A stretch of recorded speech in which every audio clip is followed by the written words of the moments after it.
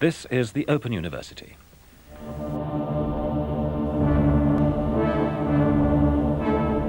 This is not the real Open University.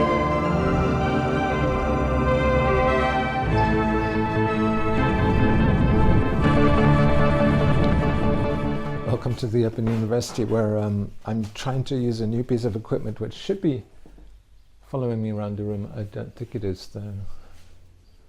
Or is it? Maybe it is. It's meant to be following my face around the room. This is a thing called the Pocket Osmo 2, which was given to me by a guy called John Darko, who was watching one of my Open University videos. I think it's the one where I'm having fun in Berlin. And I walk up the Friedrichstrasse and there's a barista who I recognize called Harry. And it's very shaky. There's a lot of lateral shake on it. John thought that I could do better avoiding such spontaneity, so he gave me this cigar-shaped implement which as far as I know is tracking me, but maybe not. I don't know. I have to look at my iPhone to see if it's tracking.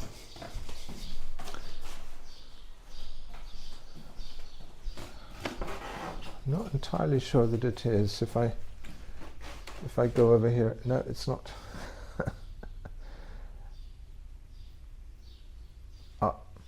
Oh yes, now it's tracking my face. So if I move around here, it looks like there's a cameraman following me. You can actually see the decor.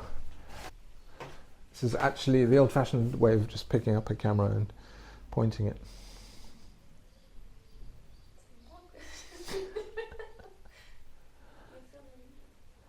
You can do a catty song. This, by the way, is my new cleaning lady called Noemi. She's come to Berlin all the way from Paris to clean the dust because an old interview she watched on YouTube said that I didn't want to be sitting with my legs tightly crossed in a dusty old library, and she realized that in fact that's what I'm in danger now of doing, is being stuck in this dusty old library, because I have thousands of volumes of edgy literature here by avant-garde artists from the 20th century, libertarians and all the rest of it. Anyway, I was telling you about John, my kind friend, who gave me this Osmo Pocket 2, which tracks all around. So it doesn't track the cleaning lady here. It tracks only the speaker, and that's me. So yeah, I'd kind of prefer it to be a bit more wide angle, because I like the whole body. I'm very much into embodiment when I make videos, because the body of someone is speaking to you. It's not just the voice of someone or the face of someone, the whole body speaks. And this, I can't choose the framing anymore, because when you edit in post, in post-production, you can sort of choose a frame within a frame, although the resolution is. Anyway, I wanted to also say that that this John guy, kind benefactor, he came along with this little camera and gave it to me. He gets these things sent to him for testing.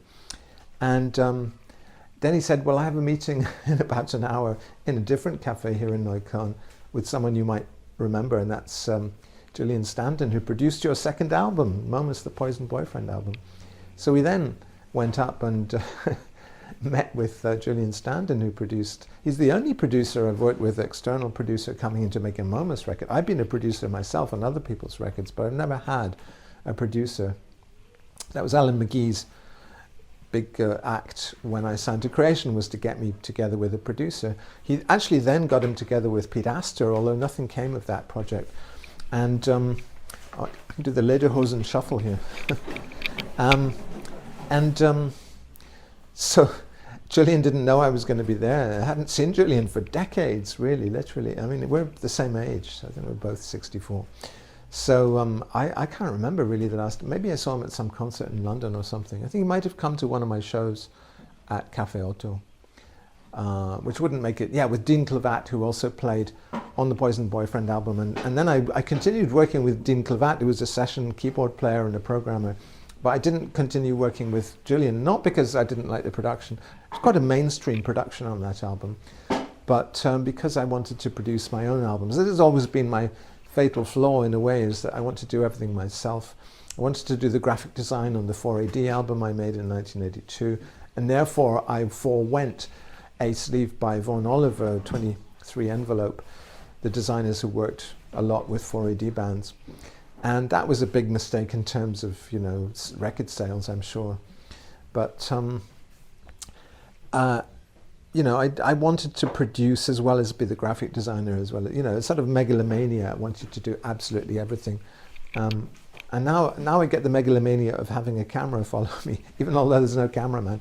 Camera can follow me wherever I go. Somebody said you should do more dancing in your videos, because in the last one I was kind of dancing around. Oh, it's a policeman now who's doing my cleaning for me. You see, I think because I turned my back there, we've lost the face tracking service now, and it won't, I don't think it automatically reconnects unless I actually go and tap the screen of my iPad on the particular button. Oh yeah, now it's reconnected my face. Okay. So yeah, I mean, production is important. I tend to think you have a signature as an artist and you do things according to your whims, and you even get things wrong. Even getting things wrong is important. As long as they're your own mistakes, they will add to your style. If there's somebody else's mistakes, you fire the person, because you don't want some engineers, you know, erasures to be your signature. You want your own erasures to be your signature. Actually, John Darko, who gave me the camera, thank you, John, was talking about, I think he'd done some work with Stefan Betke, who was in Pole. Pole was actually named, it was like this glitch project around about the turn of the century, named after a Pole filter, which was broken in such a way that it made a kind of reggae dub effect. So Pole records are these very dubby effects around the sound of failure. The aesthetics of failure, as Kim Cascone said back in the day. This was the essay that we were all reading back in 2000, you know, trying to get our glitch manifestos out there before anyone else. And the aesthetics of failure, you know, Paul did it very successfully, but I always, if you can be successful about failure, I always wondered what would happen if his broken Pole filter broke even more and stopped doing the nice glitches that it was doing. It was only half broken, you see. If it's entirely broken, it just is, the rest is silence, and there's nothing productive about it. When things are half broken, they're at their most interesting, because they do something. It's not nothing, and it's also not the boring thing that everybody else is doing, because it's what you read about in the manual, the brochure that comes with the instrument. So, yeah, I don't know what happened to the aesthetics of failure, but there is a different kind of aesthetics of failure, which is when you fail to penetrate in the pop world. See, it is dusty up there. This is living proof. You get, I mean, a lot of the books I have up here are biographies of failures, or autobiographies of failures, including my own, which is in there somewhere. And but to only half fail means to be able to continue to work, and that's actually a great privilege. Fail better, as Beckett said, or fail longer, or fail but don't stop working, or that kind of thing. That kind of. But somebody asked me in the comments under one of my recent videos to talk about this idea of the redemptive quality of failure. I think I'm going to put a light on because it's a little bit dim now. That we're kind of getting round to sunset. Here we are. And I think I would say it's a bit like unrequited love. I used to boast that I chased lesbians in my interviews. I probably wouldn't do that now. You'd probably get cancelled for boasting you chased lesbians, because it would be like harassment or something. You're talking about homosexuality. I've got a quote here actually that says, well, it's from a newspaper, and you've said that I tend to chase lesbians because I prefer to attempt the impossible. Do you think that life a big challenge for you, or is that just a quote that you said? I think everybody just likes things to be that much more difficult. And unrequited love is maybe my main hobby. Yeah, I'm deeply in love with a lesbian at the moment. Well, is it a big challenge for you? I mean, I don't just mean love, I just mean it's the whole thing a big challenge for you, the whole aspect of... Well, I think actually, I mean, one reason I keep persisting with pop music is the fact that I've been sort of roundly rejected for the last 5 years by the pop establishment, the pop world, and if I was suddenly accepted, if it was as easy for me as it is for Jason Donovan or something, just to sweep in and make a record and it goes straight to I would just think it was a stupid, trivial little world that I didn't have anything to do with, I want to have. But the fact that they keep rejecting me makes me think, wonderful kind of enchanted pavilion which I want the key to. Because the unrequited love which Rilke describes in the Duino elegies is actually really a really wonderful thing, that love somehow exceeds the beloved object. I don't know, maybe that's not a good thing. Maybe that's actually a kind of misogyny, that he's saying he fell in love with people and his love itself was greater than the loved object, the woman herself. I don't know. I don't know where he got that idea, but he was also behind the idea of the Watcher Angels. So the Tender Pervert album, which proclaims that God is a tender pervert and his angels are voyeurs, is actually an Islamic idea of the Watcher Angels, which is in the Duino elegies by Rilke, but it's also, I think, directly from Rilke. It informs Wim Wenders' film from 1987, Himmel über Berlin, The Skies Above Berlin, Heaven Above Berlin, which is featuring Bruno Ganz and some other people as angels watching our every gesture. They're not sexually voyeuristic in quite the way that I describe in that album, that concept album, which is bookended by, we're actually dealing with bookends up here, bookended by this cosmological myth, this ontological cosmology of the world, the universe being the creation of a group of voyeurs who want to see not just the sexy gestures that people make, but also they want to see the self-destructiveness of the human species, or of any species that they're watching, I guess. So it's bookended. We have the Angels of Voyeurs song at the very beginning, and then we get the very last verse in which the universe is destroyed by the idiocy of the humans. At the beginning, the idiocy is actually a bit of a turn-on, but by the end of the song, it ruins everything. Which may well be the fate of humans, who knows? Am I still being tracked? Yes, I am. This is the kind of idiotic thing that we congratulate ourselves about, that we have technology which can track me as I enter and leave the room. But in fact, what we should be doing is just making sure that we don't destroy the planet, right? Right? We should all be riding our bicycles to save the planet. And not eating meat, I guess, although I do eat meat, actually. Not very much, but didn't eat meat at lunch. Haven't eaten any meat today yet. And so on and so on. I'm rambling, and I'm really, this is kind of in the nature just of a test. I wonder if I stand up, what'll happen? Oh yeah, now it tilts upwards. And if I put my hand up here, maybe it'll tilt up even more. It's only my face which makes it tilt upwards. So this is what you might call a humanistic, a human-centric device. It's a Renaissance device which puts mankind back at the center of the picture. Otherwise, if I walked around the room, I would be walking out of the picture. This makes me the measure of all things. Man is the measure of all things. So it is really a Renaissance humanist device. And also the microphone means that wherever I go, my voice doesn't get quieter as I go over somewhere else. It will actually stay as loud as it ever was. You want to be interviewed, Cleaner?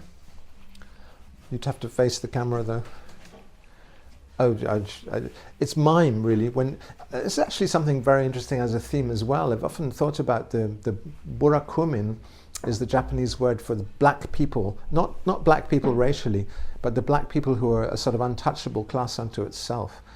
And the people who clean toilets, for instance, as Wim Wenders, we've talked about Wim Wenders already in this, Wim Wenders' last film it was actually about a toilet cleaner in Tokyo.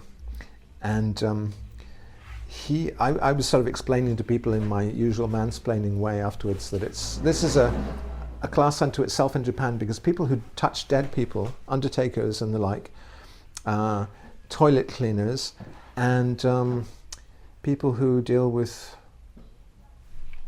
I forget the other thing, people who clean toilets, dead bodies, and there is something else, but it's almost like the Indian caste system where you have an untouchable class. Japan, otherwise, it's all about unity and harmony and everybody being the same.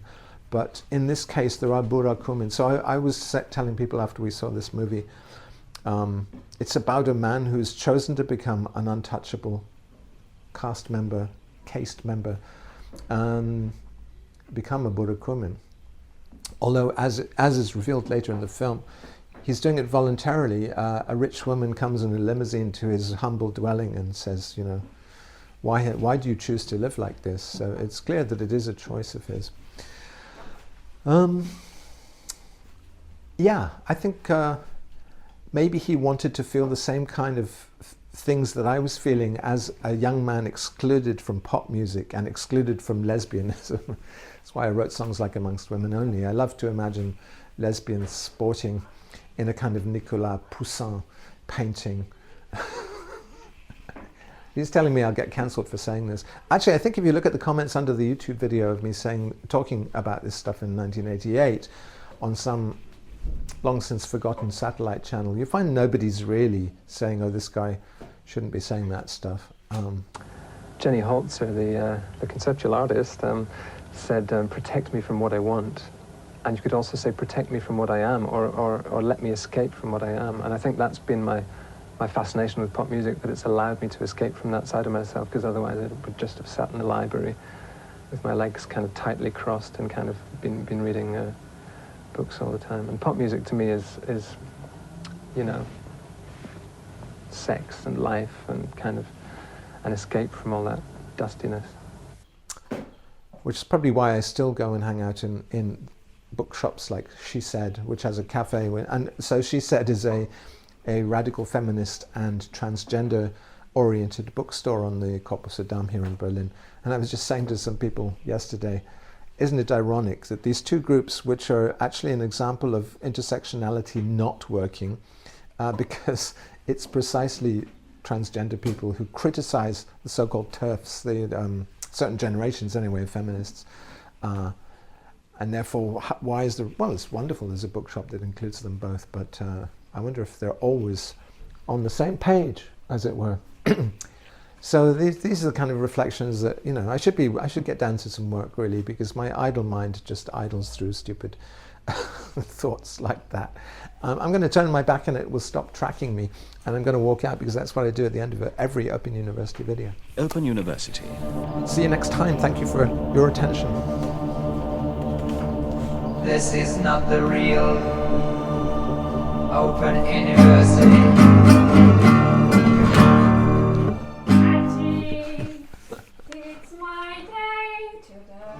Amazing, we got a rendition of the Catty song. Open University. A synthetic Open University. A random series of talks by Momus, the gaunt minstrel of modern angst.